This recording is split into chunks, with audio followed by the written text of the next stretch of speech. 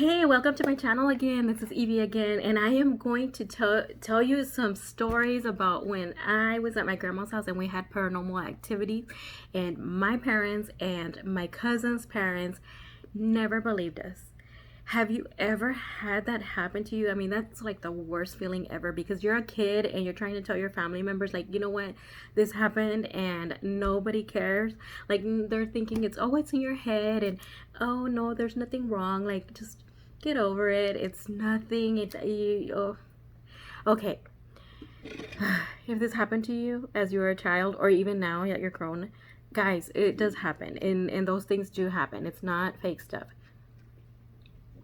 and it doesn't have to do with you having certain beliefs. It has nothing to do with that. Like, you could be Christian, Catholic, whatever religion. If there's the paranormal activity, it's going to exist, and that's it, and even if you pray, like, sometimes you'll still see things, you'll hear things or whatever. It's just things that happen. But anyway, so jumping to the video part, my grandma, they bought a ranch back here in Mission, Texas, and back in the late 70s, maybe early 80s, they bought a ranch, and it's about 5 or 10 acres. I think it's 5 acres. Yeah, I think it's 5 acres, and it used to be like I don't know, some people used to work there and stuff, and there was a boss and everybody else lived around there, and they would all work, I guess, at different places, but that was like the main place. And then people just started moving out or whatever, and so it doesn't look anything to how it is now, what it looked like back then to how it is now. It was a ranch at one point, where my grandpa and my grandma had animals and stuff, but now they have no animals. But making a long story short, when I was about maybe like 7 years old, we went to visit my grandma. And well, the kids would usually sleep on the floor. They would like spread some blankets on the floor, and they would make us kids sleep there because my grandma's house was like a 2 bedroom, the living room and the restroom and the kitchen. So there was actually no place for the kids to sleep but the floor. So there we would, my cousins and I and my sister would all sleep on the floor. And I remember very, very, very distinctly that when we were trying to go to sleep, and I would hear like noises or like voices on the ground. I thought that it was coming from the ground, but I could hear them like little voices, like little kids or something. I don't know how to explain it. Like I don't know how to explain it, but I've actually seen scary movies and you can hear those little noises in the movies. So I don't know what the heck, like how they've gotten that noise in the movies, but that's exactly the same thing I would hear when I was a little kid on the floor at my grandma's house.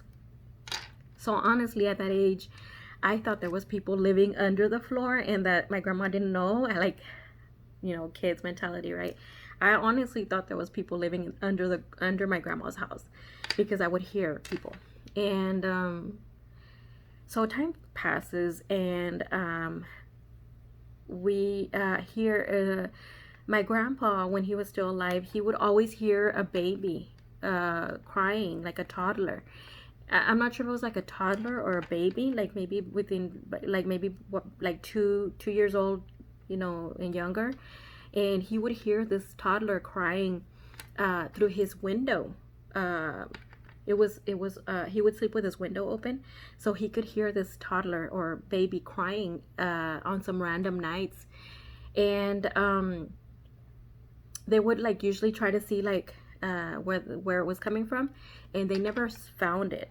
And it was so weird because he would hear it, and sometimes he would hear it like super loud. And my grandma says that she got to hear it, but they never saw anybody, like any babies or anything.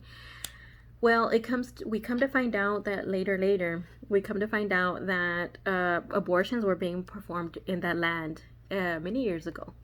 And so they would bury them in that area where my grandpa would hear the baby or the toddler. He would actually hear the baby in that area where they would bury the babies, the abortions. And this was, I mean, years ago. I'm talking about when those abortions were being performed. I'm talking about like 60, 70 probably years ago. I don't know. or maybe 40, 50 years ago. No, not 40 years ago, so I'm 40. So yeah, it was probably like in the 60 years ago, something like that. But what I do know is that fast forward time, I was spending the night out there, staying with my aunt because her husband worked far out of town. So I would stay with her on the weekends. Whenever she was out there, I would go and spend the night with her. And because she was scared. She's gonna watch this video. But yeah, she was. I think she was scared, maybe, and because she had to sleep upstairs by herself.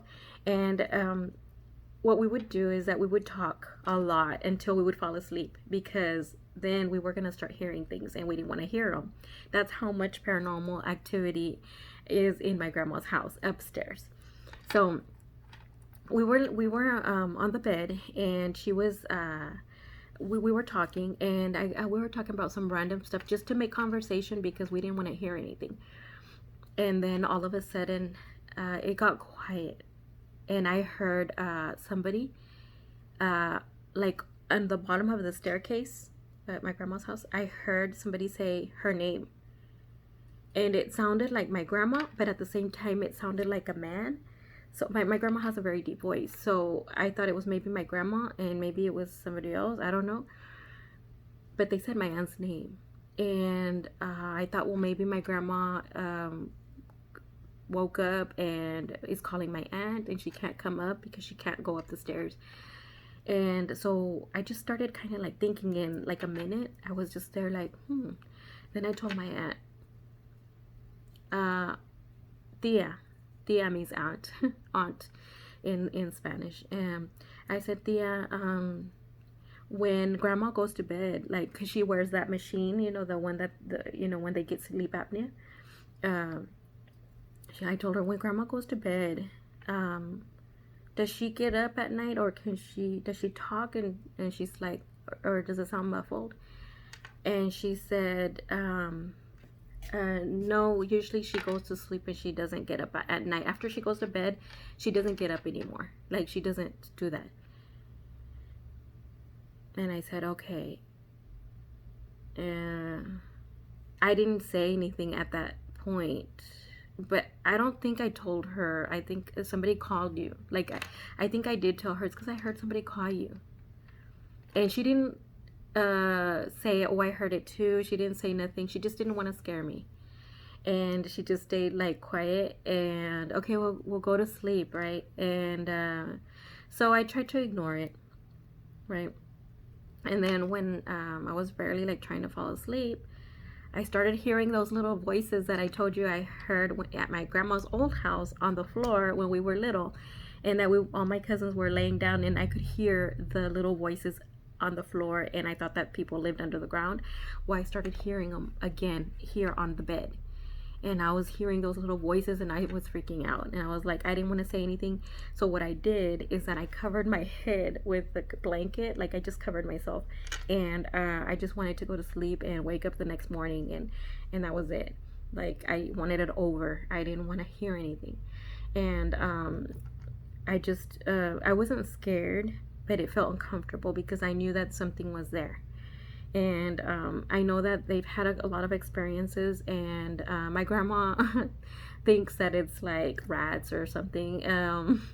They don't have rats. I think they may have one, but I mean, that doesn't do the noises and the stuff. There's apparitions too of a little boy. I've heard that some of my cousins have seen a little boy. I know that my grandma's provider has seen a little girl. But how do you explain? How do you go into a house where they have religious beliefs that are so close-minded? I want to say. Maybe that's not even the word. They're Jehovah's Witnesses, so they don't believe in none of that stuff. And the thing is that it needs to get delivered so that they can have it, liberated from whatever's there. And they don't believe in deliverance. They don't believe in those things. And so how do you fix it? Well, you can't fix it unless you have somebody that knows how to do it. And so they do have a lot of paranormal activity going on in there, but since they don't have the beliefs, they don't believe in those things, they're never gonna get rid of it, and it's crazy. um, but yeah, nobody wants to go upstairs. Also, my uncle, which is my aunt's husband, he was laying down, he was drunk. I hope he doesn't see this. He was a little drunk, just a little bit, and he went to bed. Well, they smacked him. Like, he literally, that one got physical. Like, that one, they just smacked him, and he thought, I think he thought it was my aunt or something. He got up so upset and mad because they smacked him, and he was so upset. And that's gotten physical like that with him. I think he's the only one that's gotten something physical like that. But yeah, hey, if you guys have had paranormal activities and your relatives don't believe you, like, share it with us. Tell us about it. Like, I would like to know, like, how did you guys deal with it? Like, did you do deliverance prayer, or how did y'all deal with it? I mean, because I know you can pray over the house and stuff. Sometimes I've heard it gets worse, sometimes it gets better and stuff like that. Let us know what your views are, and y'all have a good one. And I hope y'all subscribe and like my channel, and I'll see you the next time. I have more stories.